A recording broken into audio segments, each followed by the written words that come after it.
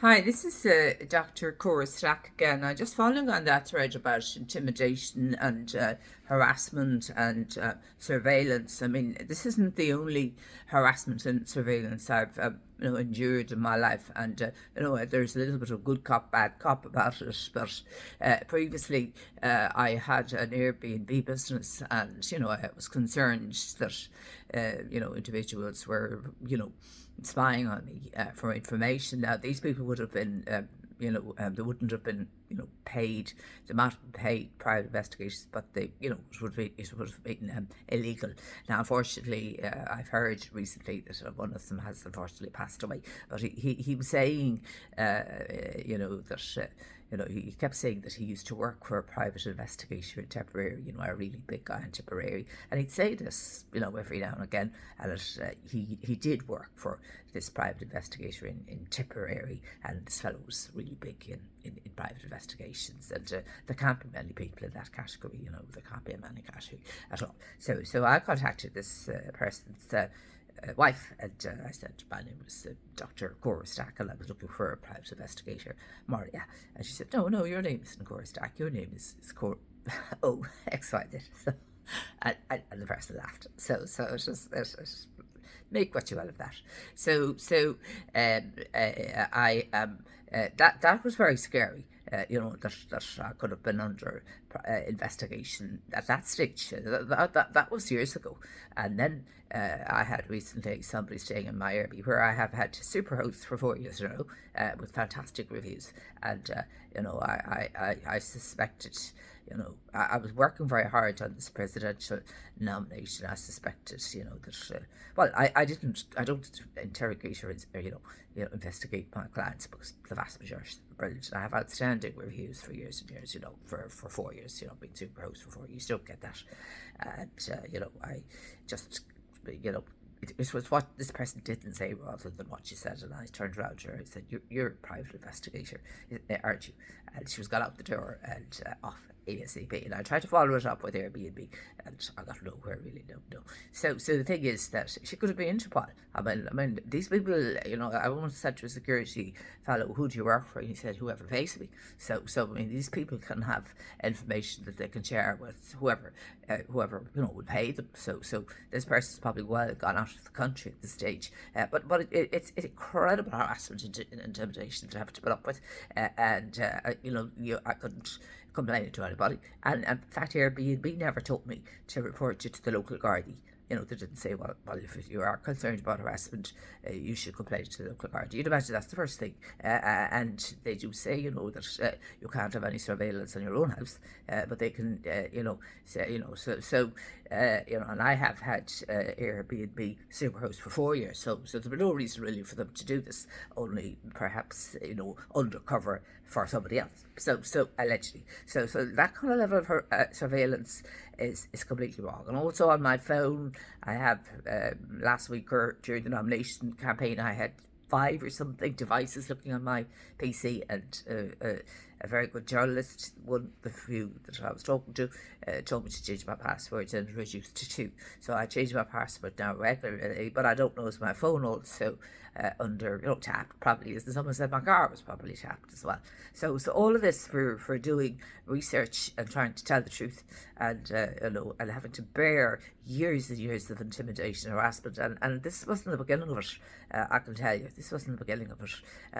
And this does leave scars. All this surveillance and harassment, it does leave scars. I mean, you can get on with your life, but until you get some kind of due reward. And also, I cannot get my pulse records. I believe they've been manipulated by a manipulator. And this has been covered up as well. And this is part of the reason I've been mocked. And then I have, I've been diagnosed with sleep apnea, and it's unfortunately a medical condition. And I have, a medical consultant, and for years and years, I'm someone who takes my, my mental and physical health very seriously. And I'm very fortunate that I have no knee, legs, or any kind of injuries like that. I'm very fortunate given the huge amount of surveillance and harassment I've been subjected to for many, many years. Well, what's the point in complaining to the ombudsman if the ombudsman is flooded with complaints, that's not going to help. If they're going to side with the, with the other side. So there's no point of complaining them because they're flooded with complaints. I mean, I have that on my paper on the Protective Disclosures Act, which is called the implementation of the Protective Disclosures Act 2014 2000, and acts of omission, which shows massive flaws in the implementation of the Act during that period, which are widespread among all the public bodies in Ireland, and basically it showed that they were all acting against the Act. They were all illegal, or were still. So they were all in breach of the very disclosures they were in charge of. So this is probably why I've been blocked, and why I've been silenced, and blocked and silenced. But I feel that what we need to do now is to move away from this situation and to go into the arbitration. So this is where. So I feel the blocking was. Well, it had to be, it had to be seen to be fair to everybody. All the blocking, and couldn't possibly be seen to block a whistleblower, could it? Because that would give the game away, wouldn't it? So anyway, that's the story. So no arm of the state. The only arm of the state I have now to vindicate me are the judiciary, because did Simon Harris issue an order for me to be silenced? Did he actually, or he did to the blocking, but did he issue an order before that, like Doherty or any of the others, or did any government members issue an order, or did somebody in Garda Síochána issue an order for these Interpol investigations, allegedly, stitch up of an investigation? She played the part brilliantly, absolutely brilliantly. And when I said, "You're a private investigator," off she went, you'll never see it again, and raced out of the place as quick as lightning. And she was far too good to be an Airbnb. She was Interpol level, she was Interpol level, and it's what she didn't say rather what she said. And then later on, then they had other people that I didn't say, but I had my concerns, put it like that. And that leaves you in that position anyway, whether they were genuine or not. They could have been quite genuine, but no, you'd be saying there's more to it than they're just saying nothing.